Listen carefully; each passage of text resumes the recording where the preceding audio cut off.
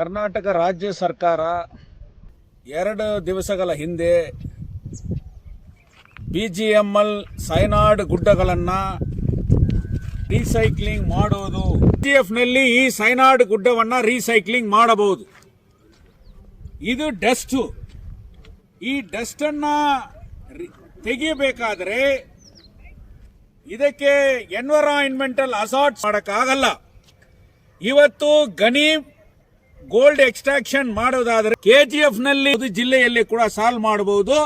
ಆದರೆ ಈ ಸೈನಾಡ್ ಗುಡ್ಡದಲ್ಲಿ ಸ್ಪಷ್ಟವಾದ ಒಂದು ತಿಳುವಳಿಕೆಯನ್ನ ರಾಜ್ಯ ಸರ್ಕಾರ ಕೇಂದ್ರ ಸರ್ಕಾರ ನೀಡಬೇಕಾಗಿ ನಾವು ವಿನಂತಿ ಮಾಡ್ತಾ ಇದ್ದೀವಿ.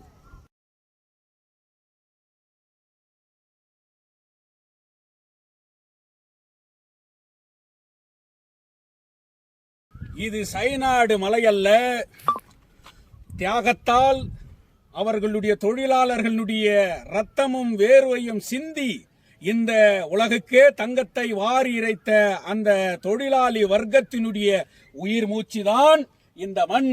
இந்த மண்ணை நான் முத்தமிடுகின்றேன். இது வெறும் தங்கம் அல்ல, எங்களுடைய தியாக வரலாறு. இந்த வரலாறு, இந்த மண் ஒரு நினைவு சின்னம். இதை நான் வணங்குகின்றேன். என் பாட்டன், என் தந்தை, என் பல ஆயிரக்கணக்கான தொழிலாளி வர்க்கத்தினுடைய வேர்வை ரத்தம் தான் இந்த மண். இந்த மண் என்று சொல்லி இந்த மண்ணை ஒரு நினைவு சின்னத்தையே குடைகிறார்கள் என்கின்ற போது இது சரியான முறையிலே இருக்க வேண்டும் என்கின்ற அச்சம்தான் இந்த பேட்டி.